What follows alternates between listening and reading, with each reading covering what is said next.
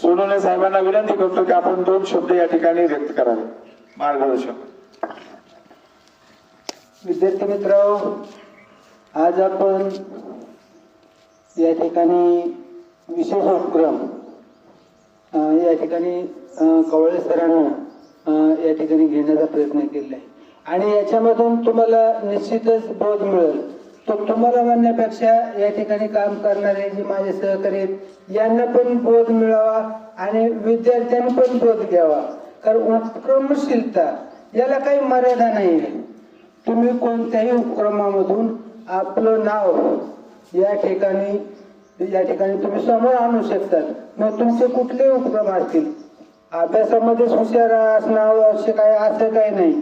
तुम्ही तुमच्याकडे असणारे विविध कलागुण असतील तर ते सुद्धा तुम्ही सादर करून तुमचं नाव लौकिक करण्याचा प्रयत्न केला पाहिजे. कारण शासन स्तरावर वेळोवेळी उपक्रमशील शिक्षक, उपक्रमशील विद्यार्थी या संदर्भामध्ये विचारणा केली जाते आणि त्याचाच एक भाग माझ्या संकल्पनेतून बऱ्याच दिवसापासून हा एक उपक्रम होता की कोणीतरी याच्यामध्ये पुढाकार घेतला पाहिजे.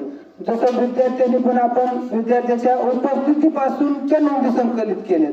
मग तुमच्याकडे असणारे वेगवेगळे कलागुण असतील तर त्या संदर्भामध्ये प्रोत्साहन देण्याचं काम शाळेच्या वतीनं आपण करणार आहोत. पण या सर्वांचा जर सारांश जर केला तर याचा उपयोग विद्यार्थ्यांना पुढील भविष्यामध्ये त्यांचे जे सुप्त गुण आहेत तर ते सादर करण्याचा निश्चितच त्यांना संधी मिळेल आणि आपल्या शाळेमार्फत जर आपण राबवले तर आपल्या शाळेचा एक चांगला संदेश विद्यार्थ्याच्या पालकांकडे गेल्याशिवाय राहणार नाही. म्हणून आपण आपल्या संकल्पनेतून यानंतर पण आपल्या संकल्पनेतून आपण वेगवेगळ्या प्रकारे विद्यार्थ्याचे कलागुण समोर आणण्याचा आपण निश्चित प्रयत्न करताल किंवा आपण करूयात अशी मी अपेक्षा बाळगतो आणि या ठिकाणी थांबतो.